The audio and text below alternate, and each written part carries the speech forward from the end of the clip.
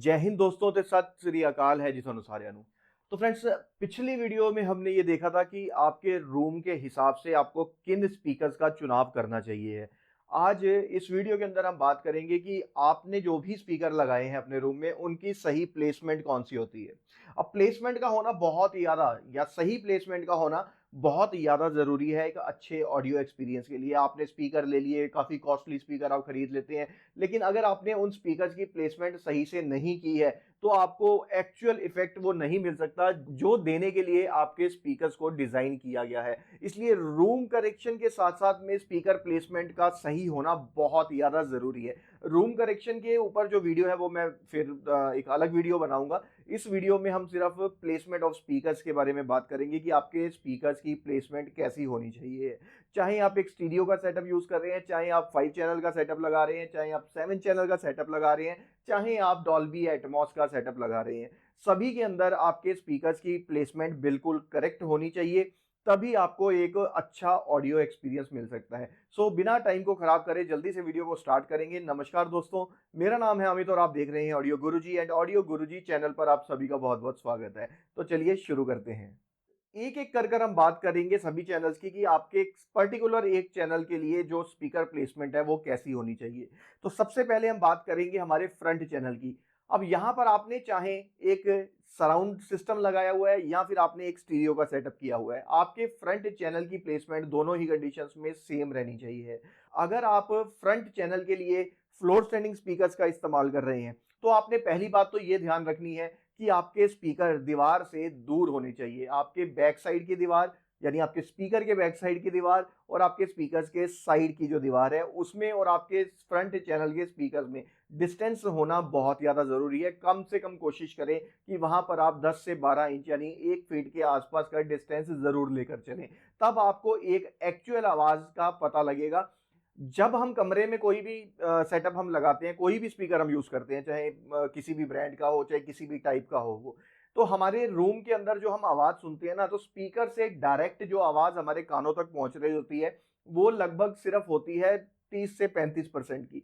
बाकी की जो आवाज हम सुनते हैं वो सभी जो है वो रिफ्लेक्टेड साउंड होता है। अब साउंड एक्चुअल में होता क्या है कि साउंड जो है वो वेव्स हैं, तरंगे हैं। तो ये तरंगे जहां जहां टकराती है वहां से रिफ्लेक्शन पैदा होती है।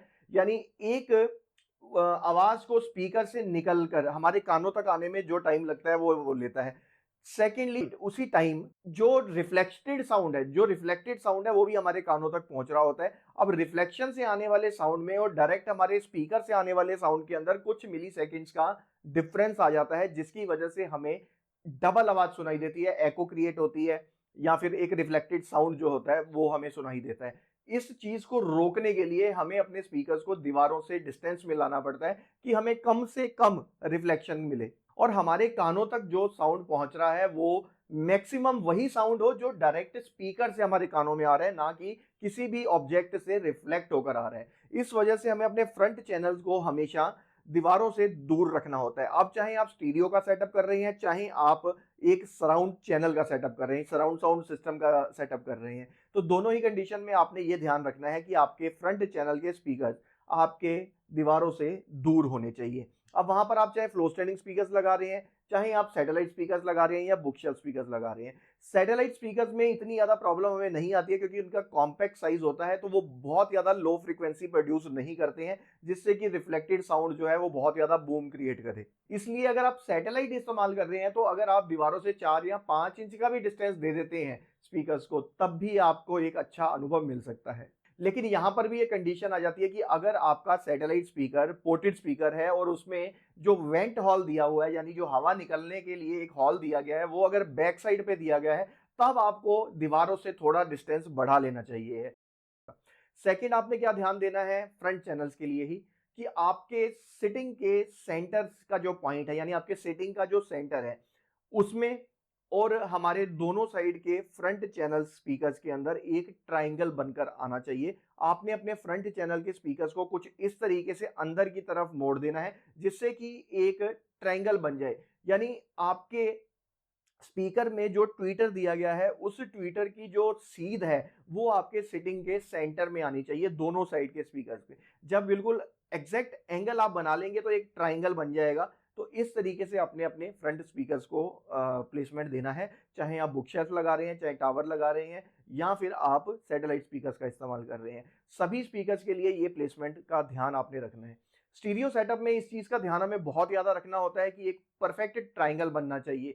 सराउंड चैनल के अंदर थोड़ा बहुत 19-21 ऊपर नीचे भी हो जाता है, तब भी इतना ज्यादा फर्क नहीं पड़ता, क्योंकि उसके लिए एक डेडिकेटेड सेंटर चैनल हमें दिया गया होता है। तो सेंटर अपना काम कर रहा है, तो ऑटोमेटिकली जो आवाज है, जो वोकल्स है, वो हमारा सेंटर प्रोड्यूस कर देता है। लेकिन अगर आप एक सराउंड सिस्टम यूज नहीं कर रहे हैं, एक स्टीरियो का सेटअप आप लगा रहे हैं, तो ऐसी कंडीशन में आपको अपने स्पीकर्स को बहुत सही तरीके से प्लेसमेंट देना जरूरी है, यानी अंदर की तरफ मोड़ना जरूरी है, जिससे कि जब भी आप कोई म्यूजिक सुने तो जो मिड फ्रीक्वेंसी है, जो वोकल है, वो बिल्कुल सेंटर से आना चाहिए, बाकी का जो म्यूजिक है वो लेफ्ट एंड राइट से आना चाहिए। तो इस तरीके से आपने अपने फ्रंट चैनल को प्लेसमेंट देनी है।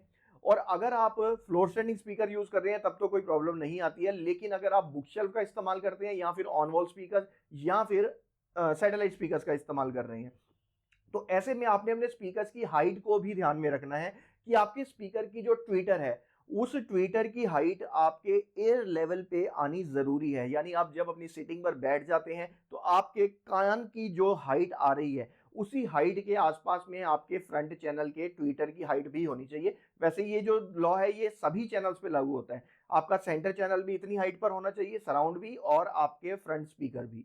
फ्रंट चैनल में एक चीज का ध्यान आपने जरूर रखना है कि आपका जो फ्रंट चैनल का साउंड स्टेज है, वो हमेशा आपके डिस्प्ले के बराबर होना चाहिए।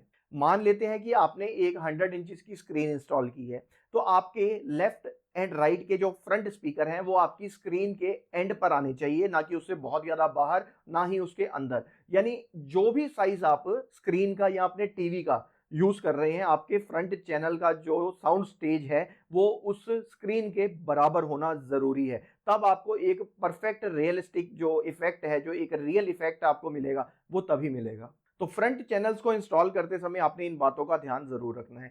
देन बारी आ जाती है हमारे सेकंड चैनल की, जो है सेंटर चैनल। मैं हमेशा अपनी वीडियोस में बोलता हूं कि सेंटर चैनल पर आपने विशेष ध्यान देना है, एक अच्छा सेंटर चैनल खरीदना है। लेकिन हम यहाँ पर सेंटर चैनल को खरीदने की बात नहीं कर रहे हैं, हम उनकी प्लेसमेंट की बात कर रहे हैं।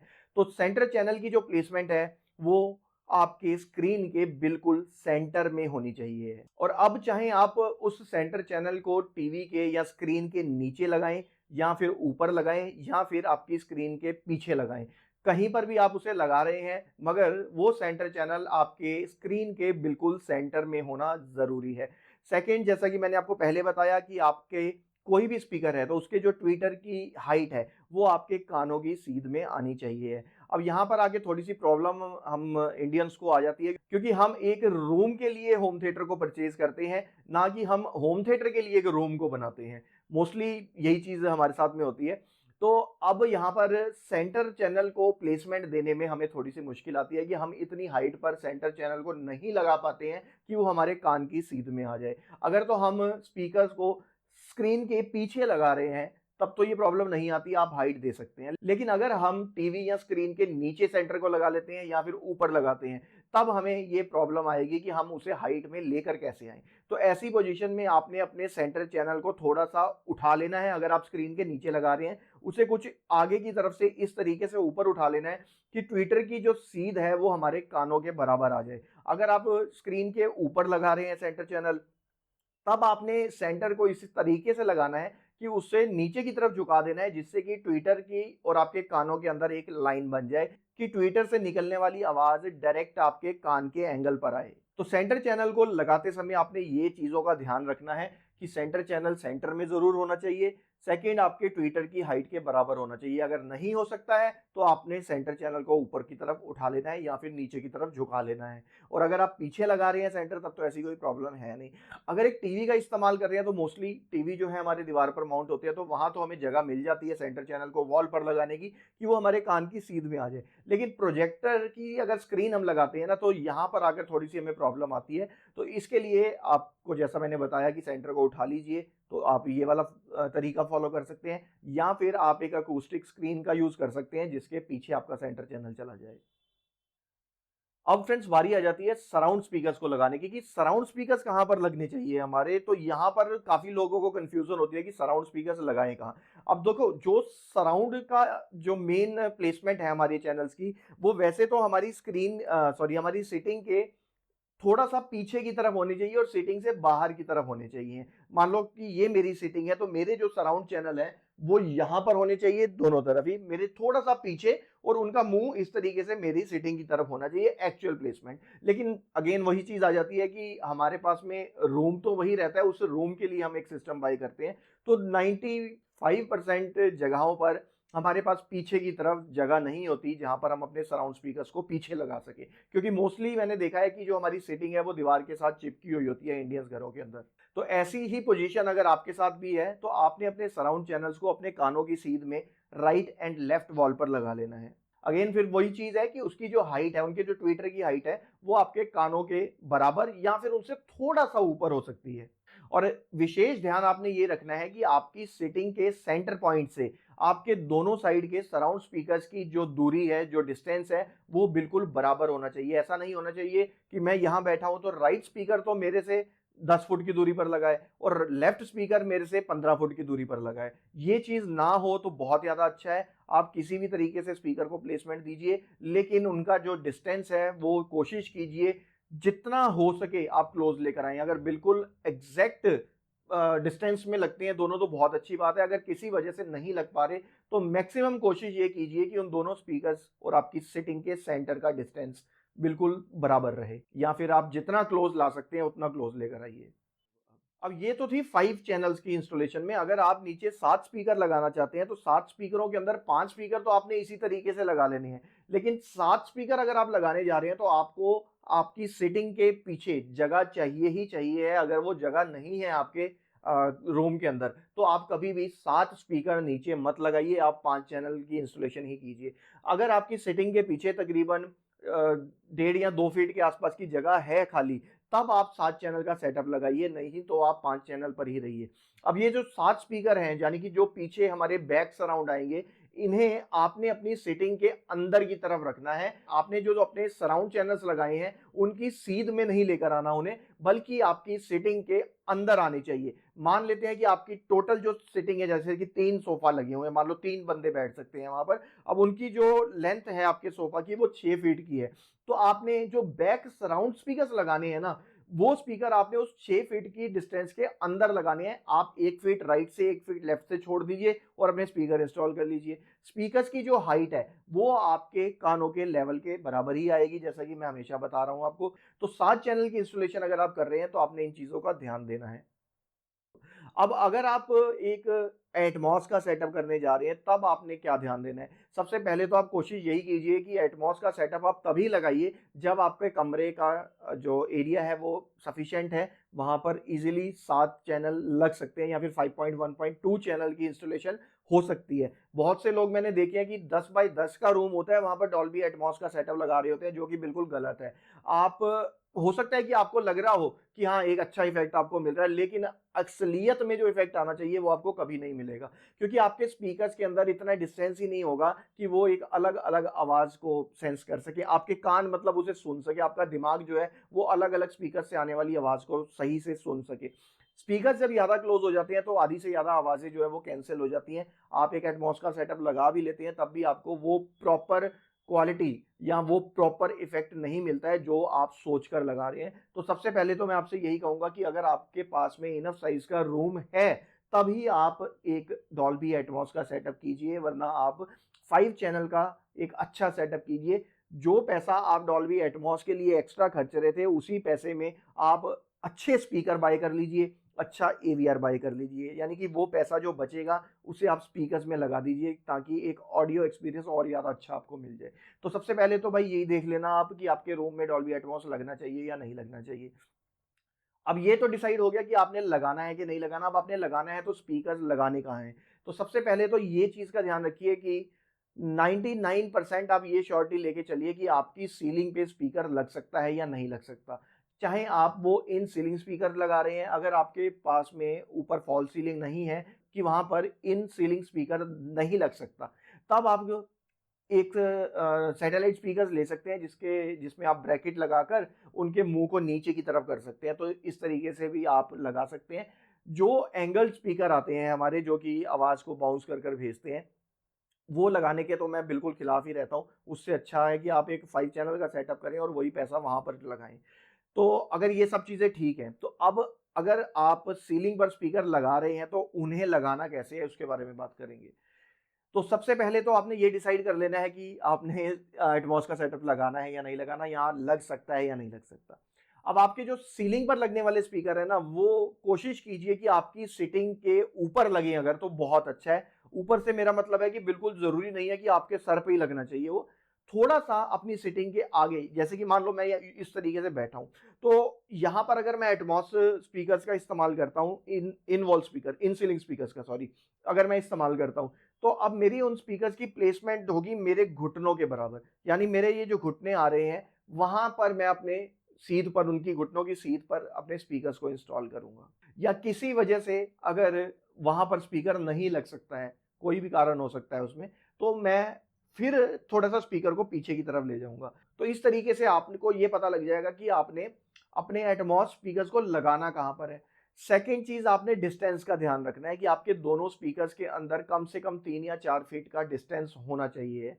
दूसरी चीज आपने जो ध्यान में रखनी है, वो कि आपके फ्रंट चैनल और आपके सराउंड चैनल्स के अंदर की तरफ आपके एटमॉस स्पीकर्स आने चाहिए, ना कि उससे बाहर जाने चाहिए, ना ही उसकी सीध में आने चाहिए। ये जो चीज है, ये मेरे एक्सपीरियंस से मुझे पता लगी है, क्योंकि हमने कई जगह पर गलती की है इस तरीके की कि स्पीकर्स हमने बाहर की तरफ लगा दिए या फिर बराबर लगा दिए, तो वहां पर हमें एक अच्छा इफेक्ट नहीं मिल पाता था। लेकिन जब हम स्पीकर्स को अंदर की तरफ लगाते हैं, तब हमें एक परफेक्ट इफेक्ट जो है वो मिलता है। क्योंकि जब हमारे नीचे के स्पीकर चलते हैं ना, तो एक आवाज का डोम बन जाता है, एक सर्कल बनता है, जिस तरीके से एक डोम क्रिएट हो जाता है साउंड का। तो ये जो ऊपर से आने वाली आवाज होती है ना, ये उस डोम के अंदर अंदर रहनी चाहिए, ना कि उससे बाहर आनी चाहिए। एडमॉस चैनल के जो स्पीकर होते हैं ना, वो कभी भी अकेले काम नहीं करते।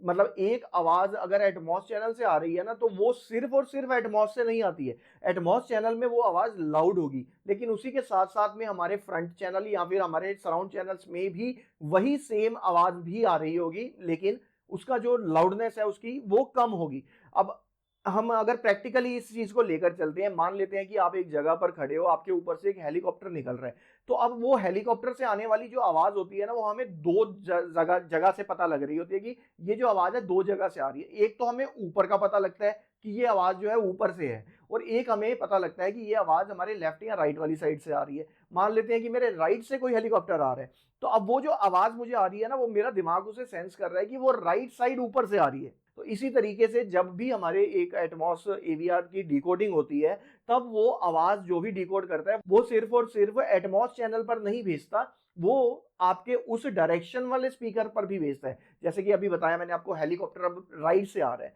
तो अब आपके जो स्पीकर्स हैं, वो खाली एटमॉस में आवाज नहीं आएगी कि एक हेलीकॉप्टर आ रहा है तो भाई एटमॉस चैनल में आएगी क्योंकि हेलीकॉप्टर ऊपर है, लेकिन वो किस डायरेक्शन से आ रहा है। तो आपने हमेशा जो स्पीकर्स इंस्टॉल करने हैं, उन्हें अपने फ्रंट चैनल और अपने सराउंड चैनल्स के अंदर की तरफ रखना है, ना ही उनके बराबर रखना है और ना ही उनसे बाहर की तरफ रखना है। तो ये तो सभी चैनल्स की प्लेसमेंट होगी। देन आ जाता है सबवूफर, जिसे प्लेसमेंट देना सबसे ज्यादा मुश्किल काम होता है। अब हमारे इंडिया के रूम्स के हिसाब से ना, सबसे अच्छी प्लेसमेंट तो है कॉर्नर सबवूफर के लिए, कि आप अपने कमरे के किसी भी कॉर्नर पर सबवूफर को रख दीजिए। लेकिन वहां पर भी आपने तकरीबन 1 फीट का गैप देकर चलना है, दीवारों से, पीछे वाली दीवार से भी और साइड वाली वॉल से भी, दोनों से 1 फीट का गैप देना है। 95% ऐसी जगह पर सबवूफर लगने के बाद में अच्छी परफॉर्मेंस दे देता है। लेकिन बहुत सारी जगह में ऐसा भी होता है कि वो परफेक्ट जगह नहीं बनती है, हमें एक जो अच्छा जो लो फ्रीक्वेंसी का इफेक्ट है वो नहीं मिल पाता है। तो ऐसे में हमें काफी सारे पॉइंट्स होते हैं जिनके ऊपर डिस्कशन करना पड़ता है, तो इस वीडियो में अगर करेंगे तो काफी लंबी हो जाएगी। तो उसके ऊपर मैंने ऑलरेडी एक वीडियो बनाई हुई है, डिस्क्रिप्शन के अंदर मैं उसका लिंक डाल दूंगा। सब वूफर से रिलेटेड जितनी भी सेटिंग है, वो सारी सेटिंग आपको उस वीडियो के अंदर मिल जाएगी। तो फ्रेंड्स, ये कुछ पॉइंट्स हैं जिनसे आप अपने स्पीकर्स को और ज्यादा इंप्रूव कर सकते हो, स्पीकर्स की आवाज को और ज्यादा इंप्रूव कर सकते हो। तो आपने स्पीकर्स को प्लेसमेंट देते टाइम कुछ इस तरीके की चीजों को फॉलो करना है, जिससे कि आपको एक अच्छी क्वालिटी, एक अच्छा ऑडियो एक्सपीरियंस, एक अच्छी सेपरेशन मिल सके। अब आप एक नया सेटअप करने जा रहे हो तो आपको ये भी पता लग गया कि आपने स्पीकर्स किस हिसाब से लेने हैं, अपने रूम के हिसाब से आपके लिए कौन सा स्पीकर सही रहेगा। देन उन्हें प्लेसमेंट कैसे करनी है आप वो भी कर सकते हो। अगर आपने ऑलरेडी सेटअप किया हुआ है तब भी अब आपको लगता है कि आपने थोड़ा बहुत गलतियां करी हुई हैं, तो इन वीडियोस को देखकर आपको ये भी पता लग गया होगा, तो आप उन्हें थोड़ा सा चेंज कर देखिए। बिल्कुल ये चीज़ है कि आप अगर ऐसा करते हैं तो आपको ऑडियो क्वालिटी के अंदर जो डिफरेंस है वो यकीनन बिल्कुल सही ईजिली समझ में आएगा कि हाँ ये फ़र्क मुझे आया है इस प्लेसमेंट को चेंज करने पर। तो इनसे रिलेटेड कोई टॉपिक अगर आपके माइंड में है जिसके ऊपर आप वीडियो बनवाना चाहते हो तो वो आप मुझे कमेंट कर बता दीजिएगा। बाकी वीडियो अच्छी लगी होगी तो लाइक ज़रूर कीजिएगा एंड शेयर कीजिएगा अपने दोस्तों के साथ में, और नए हैं अगर तो चैनल को सब्सक्राइब भी कर लीजिएगा और बेल आइकन को भी दबा दीजिएगा। अभी मैं आपसे मिलता हूँ नेक्स्ट वीडियो के अंदर, और तब तक के लिए आप स्वस्थ रहिएगा और मस्त रहिएगा। जय हिंद दोस्तों एंड सत श्री अकाल।